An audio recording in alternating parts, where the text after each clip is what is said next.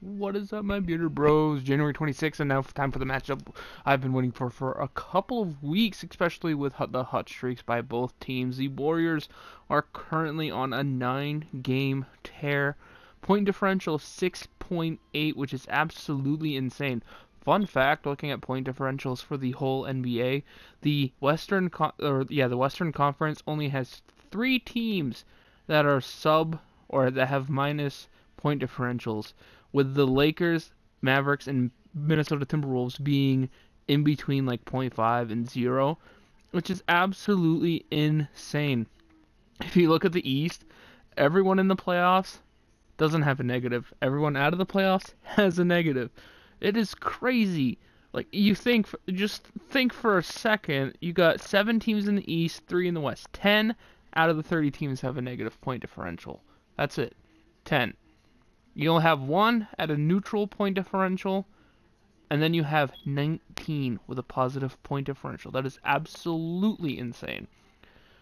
Quick notes before I get into the game picks about the current standings in the NBA. Something I wanted to point out because I've been doing it for a while, and it has to do with the game picks, so stay tuned.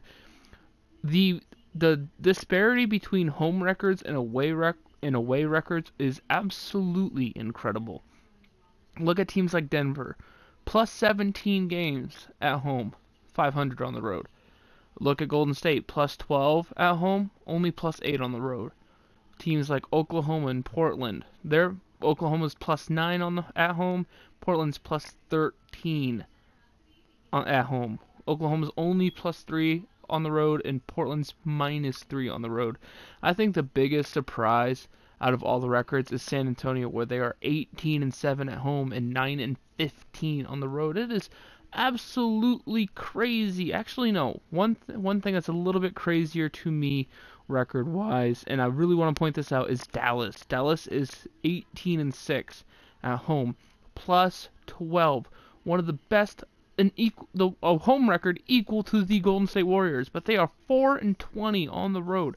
Only a few teams have a better record on the road than at home, with one of them being Miami Heat, who are plus 1 on the road, minus 2 at home. And most of them being actually in the Eastern Conference, with teams like Chicago having a one more win on the road than at home, and technically New York, who has a better win percentage on the road, even though they have 5 more losses on the road. Stuff like that. Also, another crazy fact: Washington 15-9 at home, but 6-18 on the road, putting them out of the playoffs right now. And on to the games. We have the Spurs at the Pelicans. Now, that's why one reason why I mentioned the records is because the Spurs travel to take on the Pelicans, and the Spurs have a terrible home record. I'm picking the Pelicans here. They might be upset contenders. Well, the matchup predictor has the Pelicans winning. The spread favors the Spurs. Anthony Davis still out. Mirotic most likely out. But with Aldridge and DeRozan day to day, not sure if they're going to play. I'm going to lean towards not 100%, but they might play. And by that, I mean not 100% healthy. I'm picking the Pelicans at home. I think Drew Holiday should have a pretty good game. It should be pretty solid, and I expect it to be down to the wire at the end. I would take the Pelicans to be favored by 1.5 most. If it changes, the game is in 4 hours, so it probably will change. Then you have the Pacers at the Grizzlies. Pacers by 5 here. No Oladipo, so it's going to be interesting to see how the Pacers adjust and to see if they will be buyers by the trade deadline in a couple weeks. I'm picking the Pacers to win this one. I think they will cover, with the keys being Thaddeus Young, or with the keys being Sabonis and Barjanovic. I know I pronounce his name wrong a lot. One player that's going to have to definitely step up for the Pacers is going to have to be Darren Collison. Without Oladipo to help him at guard, he's going to need to put in that extra gear. And at 8:30 p.m. Eastern, 5:30 p.m. Pacific time on ABC, Golden State Warriors travel to Boston to take on the Celtics. Celtics currently 30-18, but the Warriors currently 34-14. So the records aren't too different. But we saw how the Rockets just upset the Raptors last night. Well, not sure if you can call it an upset, but the Rockets won. But who will win here? Can the Celtics really upset the Warriors? Do they have the talent to do it? If I look at the injury report real quick, nothing really stands out except for Jonas Jerebko not being playing for the Warriors, but that isn't a big deal. You have Steph Curry versus Kyrie Irving. You have Klay Thompson versus Marcus Smart. Jason Tatum against Kevin Durant. Draymond Green against Marcus Morris. Al Horford, Aaron Baines against DeMarcus Cousins. It's going to be super close. I think the Warriors will win this one and cover. I think it's going to be... I think it could favor the Celtics if they consistently shoot, but the Celtics often enough struggle too much shooting consistently, and against the Warriors, you can't struggle consistently. I think, personally, this is what I would do. They should put Marcus Smart on Steph Curry defensively. I think that's the smartest method. He is one of the most tenacious defenders in the league. That would probably give him the best chance of winning. Benches could decide this game, but I'm still sticking with the Warriors. They have enough stars in their starting rotation to not have a full bench on at the same time. Then you have the 76ers at the Nuggets. Nuggets favored by 9.5 here.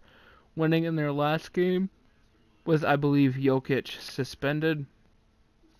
I'm not sure if everyone else was suspended from that fight incident. But then you have Justin Patton, Zaire Smith, and Jimmy Butler, who are likely to be out for this game. And Jokic versus Joel Embiid is a very, very interesting matchup. But with Embiid questionable day-to-day, I'm picking the Nuggets here. 9.5 point spread seems large. And listen carefully, if Embiid plays, I think the 76ers at least cover the spread, and it will be a 5-point game. But I believe if Embiid is out, Nuggets rock the Sixers. I don't think Ben Simmons is enough to do it on his own, especially with no Jimmy Butler, and I think the Nuggets cover the spread. It all depends on if Embiid plays or not, so pay attention to that. Then you have the Hawks at the Trailblazers. Trailblazers by 11 here. I think they win. I think they cover. And I think they seriously need to target a veteran in the trade market to help with that team. They are too in the middle of the road kind of team, and I hate it. I absolutely hate the Trailblazers for that fact. They have so much potential. I want to root for them so bad. I want to root for Damian Lillard, but they're always like fifth fiddle or fourth fiddle in the West, and they just can't peak any better than that, and it sucks. Anyway, guys, thank you for watching. Don't forget to leave a like, comment, subscribe if you are new. I'll see you in the next one. Peace.